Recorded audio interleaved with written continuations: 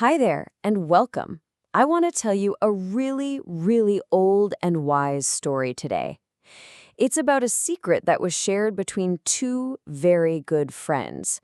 A secret that can help every single one of us feel just a little bit more peaceful inside. Let's start with a feeling I bet we all know. You know, that warm, happy, kind of floaty feeling you get, like when a teacher or your mom or dad or a friend says something like, "Wow, you did an awesome job," or "You're so good at that." It feels pretty amazing, right? Okay, now let's think about the flip side of that. What about that heavy, sinking feeling you get in your tummy when someone's upset with you? Or when they say you did something wrong or something bad? Yeah, that feeling is not so great, is it? So, this whole roller coaster of feeling happy and then sad, that's exactly what our story is about today. See, a long, long time ago, there was this wise teacher named Krishna. You'd say it like Krishna. And he shared this really special secret with his best friend, Udhava. It was a secret for how to find a kind of happiness that doesn't depend on what other people say about you. Okay, so what was this big secret? Well, Krishna's first piece of advice was a really simple but super powerful rule. It was a rule to help his friend get off that emotional roller coaster for good. Krishna explained that, when we spend all our time and energy looking at what other people are doing and deciding, oh, that's good or oh, that's bad, we kind of get all tangled up. It's like, imagine trying to walk a straight line, but you're constantly looking to your left and your right. You're probably going to trip, right? You'll fall right off your own happy path. So Uddhava was, well, he was a little confused. And I get it, it's a bit confusing. So Krishna decided to tell him another part of the secret. He told him a little story to help him understand why this whole game of judging people isn't maybe as real as we think it is. He said, okay, imagine this. You're fast asleep and you're having a really scary dream. Maybe there's a monster chasing you. While you're in that dream, the fear feels totally 100% real, doesn't it? Your heart is probably pounding like crazy. But then, poof, you wake up. And in that second, you realize, whew, it was just a dream. It can't scare you anymore. And this is the really cool part of the secret. Krishna said that looking at the world and seeing only good things and bad things, well, that's kind of like being stuck inside that scary dream. The feelings are strong. They feel very real. But he taught that we can actually wake up from it. And when we do, all those worries from the dream, they just sort of melt away. So Uddhava asked a really smart question. He said, okay, so if I'm not the good things I do and I'm not the bad things I do, then what am I? And Krishna smiled because it was the perfect question.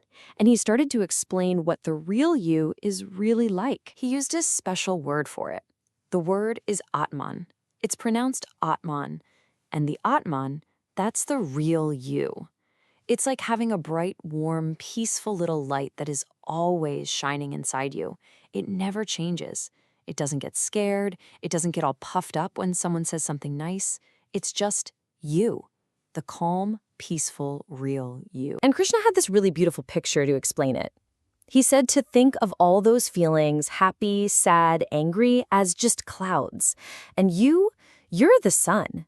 The clouds might float by and cover up the sun for a little while, but they can't actually change the sun, can they? They can't praise it or blame it. The sun is still there, behind the clouds, always shining. So, if you remember that you're the sun, how does that change the way you live? Well, Krishna gave his friend a really beautiful and simple way to think about how to be in the world. He said that a person who really knows about their inner light, their Atman, they just don't get caught up in that whole game of praising and blaming other people. They don't waste their energy on it. It's like they stop playing the cloud watching game. Instead, they do something way more wonderful. They just wander through the world and shine their light on everyone, just like the sun. I mean, think about it for a second. Does the sun look down and decide who to shine on? Does it say, that person was good today, I'll warm them up, but nope, that person was bad, no sunshine for them? No way, of course not. The sun just shines its warm, amazing light on everyone and everything, no matter what. So to bring this whole idea home, Krishna shared one last secret with Uddhava.